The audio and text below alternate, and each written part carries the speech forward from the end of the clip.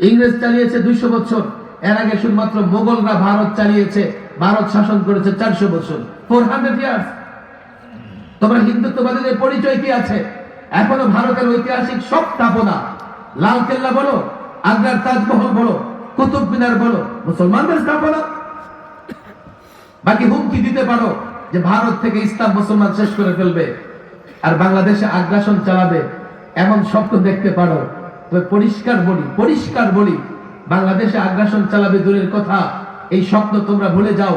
দিবা স্বপ্ন দেখা বন্ধ করো। 10 ভাগ মুসলমান যদি গোটা ভারত শাসন করতে পারে, গোটা ভারত শাসন করতে পারে, বাংলাদেশ, পাকিস্তান, ইন্ডিয়া সব শাসন করতে পারে, তোমরা মনে করো না যে এই মুসলমানেরা কোনোভাবে তোমাদের সঙ্গে নতি স্বীকার করবে? তবে একটা কথা আমি প্রায় বলি, ওদের ষড়যন্ত্রের আরেকটা বড় কারণ হচ্ছে ওরা এই ভয় পায় যে এই মাটি থেকে একজন মোহাম্মদ বিন কাসিম দাঁড়ায়া যায় কিনা। 1500 বছর আগে একজন মোহাম্মদ বিন কাসিম মাত্র সামান্য কয়েকজন সৈন্য নিয়ে রাজা জাহিরকে পরাজিত করে দিল্লিতে ইসলামের পতাকা উড্ডীন করেছিলেন। আজকে আমরা আমাদের দুশ্মনরা এই জন্যই আমরা এই জাতির সিংহ শাবকদের জাগ্রত করতে চাই। আমরা চাই এই মুসলমানদের ভেতরে ঈমানি চেতনা জাগ্রত করতে। আমরা চাই মুসলমানদের যুবকদেরকে তাদের সোনালী অতীতের সঙ্গে পরিচয় করে দিতে।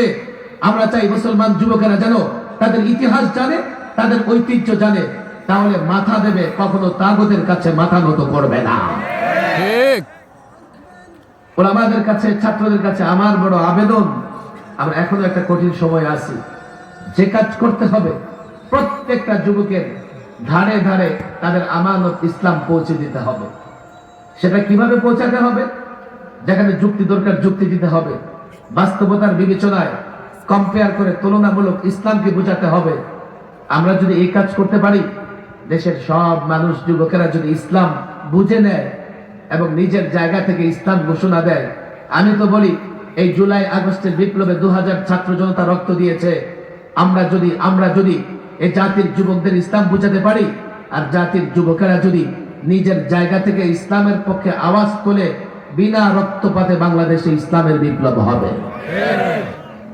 আর যদি বোঝাতে না পারি, দেশে থাকতে পারবো না। আল্লাহ তাবারক ওয়া তাআলা এই কাজগুলো আমাদের করার তৌফিক দান করুন। আযান হচ্ছে, ওয়া মা তাওফীকি ইল্লা বিল্লাহ ওয়া মা আলাইনা ইল্লাল বালাগ।